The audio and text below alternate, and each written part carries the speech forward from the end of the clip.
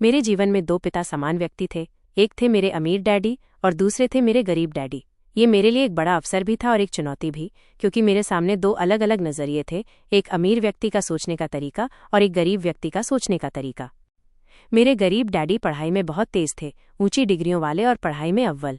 उन्होंने 4 साल की डिग्री सिर्फ 2 साल में पूरी कर ली थी।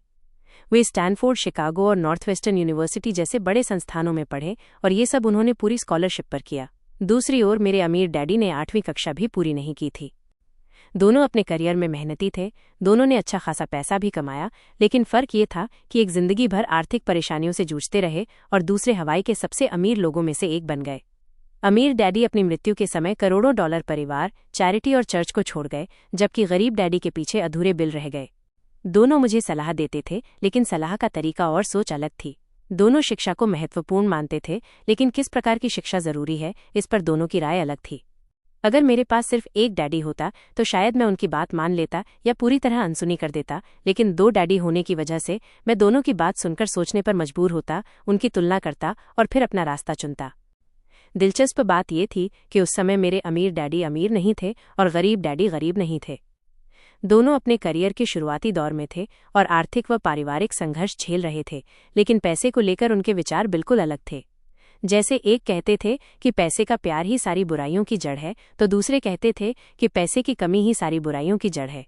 ये विरोधी विचार मुझे बचपन में उलझा देते थे। मैं दोनों से प्यार करता था और दोनों की इज्जत करता था, इसलिए उनकी बात सुनकर सोचने के अलावा मेरे पास कोई विकल्प नहीं था। धीरे धीरे मैंने महसूस किया कि ये सोचने की आदत मेरे लिए सबसे मूल्यवान चीज़ बनी, क्योंकि ये मुझे खुद निर्णय लेने की ताकत देती थी। रॉबर्ट कियोसाकी बताते हैं कि अमीर और गरीब के बीच का फर्क अक्सर पैसे की शिक्षा से आता है, और ये शिक्षा स्कूलों में नहीं बल्कि घर में दी जाती है।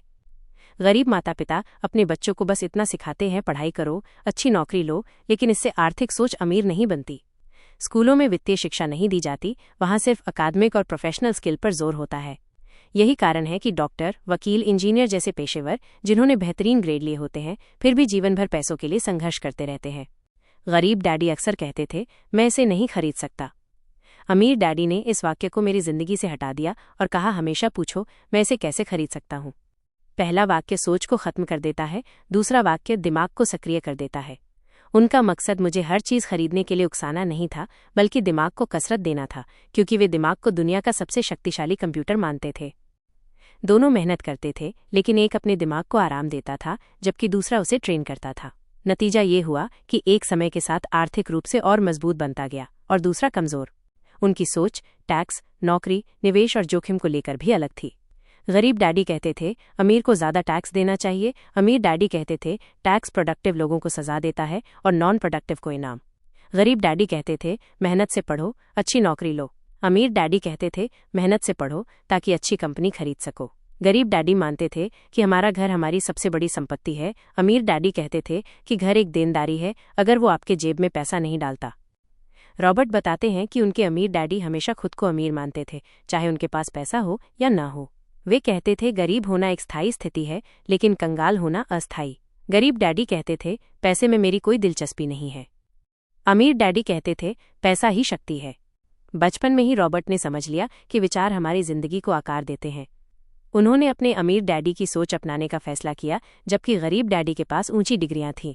ये फैसला उनकी जिंदगी का टर्निंग पॉइंट बन गया। रॉबर्ट को कवि रॉबर्ट फ्रॉस्ट की कविता द रोड नॉट टेकन बहुत पसंद है, जिसमें कम चले गए रास्ते को चुनने की बात होती है। वे कहते हैं कि मैंने भी कम चले गए रास्ते को चुना और इसी ने मेरी पूरी जिंदगी बदल दी। उन्होंने 9 साल की उम्र में अपने अमीर डैडी से सीखना शुरू किया और अगले 30 साल तक उनसे सीखा। वे कहते हैं, पैसा अपने आप में ताकत है, लेकिन वित्तीय शिक्षा उससे भी बड़ी ताकत है। पैसा आता जाता रहता है, लेकिन अगर आप जानते हैं कि इसे अपने लिए कैसे काम कराना है, तो आप अमीर बन सकते हैं। अमीर डैडी ने उन्हें 6 मुख्य सबक सिखाए, जिन्हें रॉबर्ट ने इस किताब में साझा किया है। ये जवाब नहीं है, बल्कि रास्ता दिखाने वाले संकेत हैं, जो आपको और आपके बच्चों को अमीर बनने की दिशा में ले जा सकते हैं, चाहे दुनिया में कितने भी बदलाव क्यों न हो।